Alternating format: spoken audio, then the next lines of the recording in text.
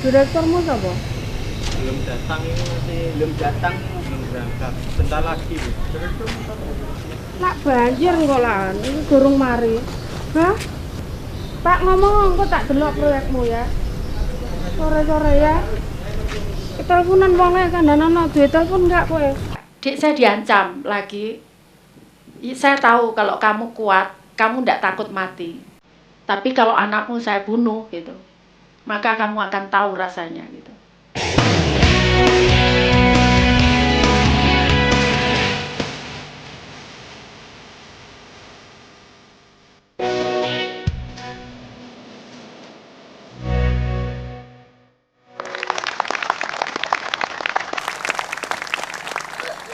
Selamat malam. 1 jam lebih dekat malam ini jemput bola ke Kota Pahlawan, Surabaya, Jawa Timur. Salah satunya adalah karena tokoh kami malam ini adalah seseorang yang sangat sibuk, sangat berdedikasi untuk pekerjaannya dalam memimpin Surabaya. Dan kota ini memang sungguh sangat berubah. Mungkin untuk Anda yang pernah merasakan ke sini akan merasakan yang sangat berbeda. Saya sambut Ibu Tri Risma hari ini.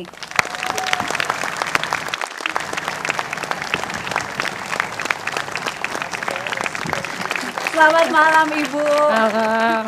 Ini mohon maaf loh Bu, kita mengganggu barang 1 jam. 1 jam untuk Ibu ini bisa melakukan banyak hal ya. Ibu silakan Ya. Ibu. 1 jam bisa melakukan banyak hal ya Bu ya. Oh iya, sangat berharga sekali. Baik, ini mungkin untuk Anda sudah tahu persis Ibu Tri Risma hari ini siapa, tetapi kita buatkan dulu profilnya berikut ini.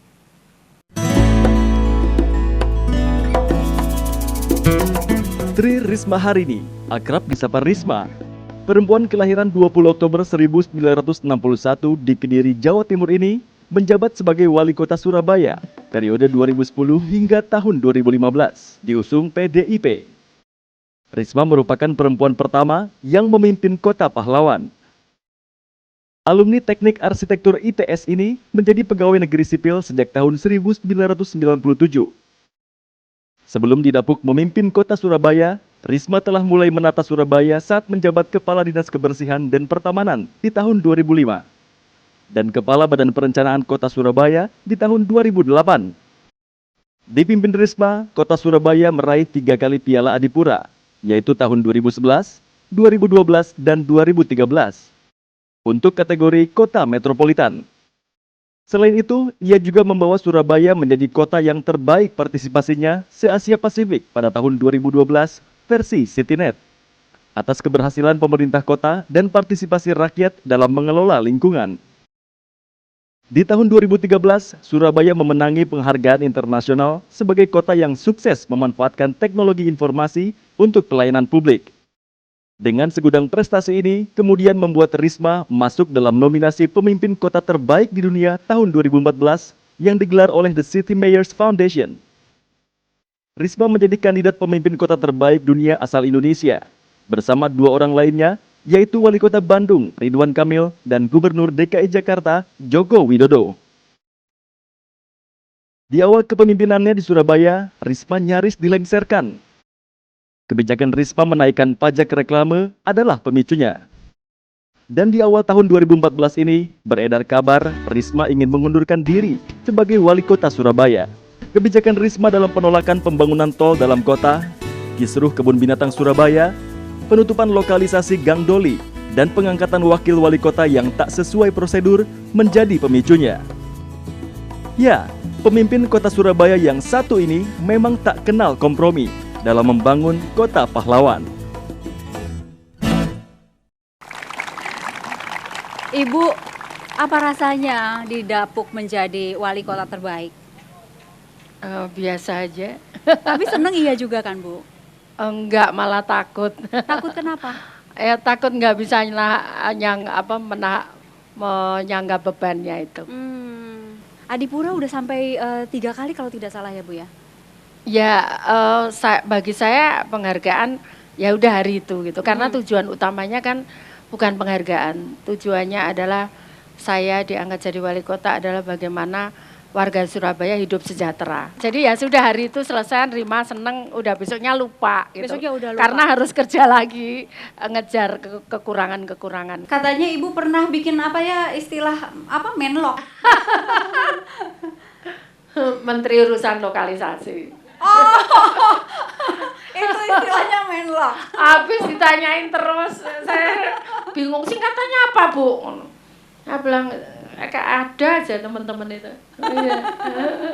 Tapi betul Bu, pernah ada yang menawari itu jabatan menteri Bu? Enggak ada. Cuman yang ngajukan kan teman-teman aja, nggak ada yang nawari. Yang langsung menawari ke ibu Enggak ada. Makanya saya juga bingung. Kalau ada yang nawari mau? Enggak. Kenapa? Karena berat itu, jabatan begitu-begitu itu berat. Jadi kalau dipilih menjadi wali kota untuk yang kedua kali? Sama, saya tidak akan pernah meminta jabatan itu. Kalau ternyata memang takdir seperti Ya, yang tadi. ya nanti kita lihat aja. Saya tidak mau mengandai-andai, tapi yang jelas saya tidak akan pernah meminta jabatan itu. Satu lagi nih Ibu, Ibu masih merasa partai sayang sama Ibu? Sayang. Merasanya dari apa Bu? Bu Mega tuh sayang sama saya. Bu Mega tuh sayang, betul. Beliaunya memang nyatakan, saya seneng orang seperti Mbak Risma gitu, sama Pak Jokowi katanya.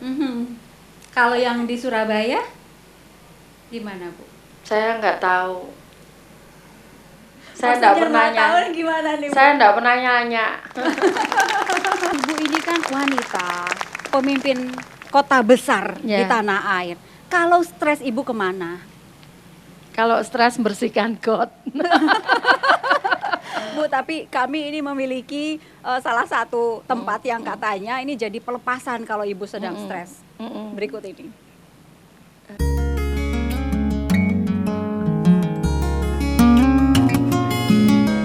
Pak Pomo, bisa diceritakan nggak mengenai tempat ini itu seperti apa sih sebenarnya? Tempat ini adalah tempat untuk rehabilitasi sosial bagi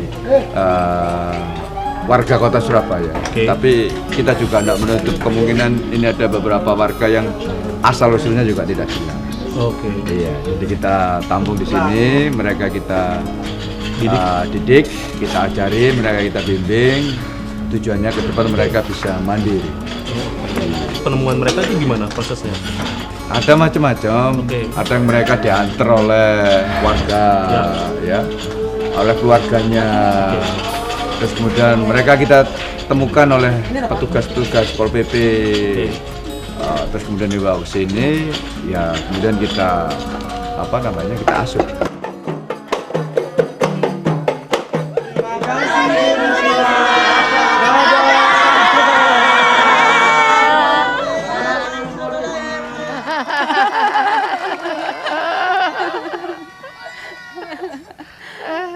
Ini Ibu memang sering ketemu dengan anak-anak ini Bu.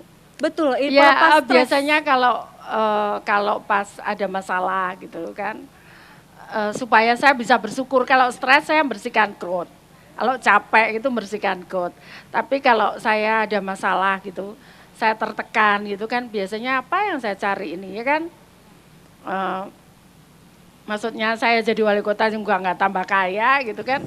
Jadi kadang begitu kan, manusia saya juga keluar gitu. Nah, saya terus lihat mereka, jadi saya ngerasa oh ya, saya harus lebih bersyukur gitu karena mereka lebih saya lebih dibandingkan mereka gitu. Saya tahu di balik kekurangan yang diberikan Tuhan pasti ada kelebihan, cuman kita tidak tahu di mana kelebihan itu satu. Nah, dengan adanya tempat itu maka anak-anak itu bisa kemudian kekurangannya bisa ditutupi, itu minimal. Kemudian yang kedua, ya kalau anak orang kaya dia bisa bersekolah ke tempat yang ya dia punya biaya untuk sekolah gitu. Tapi anak-anak ini kan nggak ada gitu. Jadi sudah miskin ditambah beban dia harus ngerawat anak-anak ini. Jadi kalau anak-anak ini diambil, mereka tetap bisa kontak dengan orang tuanya. maka saya kira bisa mengurangi beban orang tuanya. Kemudian yang ketiga tentunya juga supaya mereka bisa menyiapkan masa depannya. Ya. Ya. Ngerti warnanya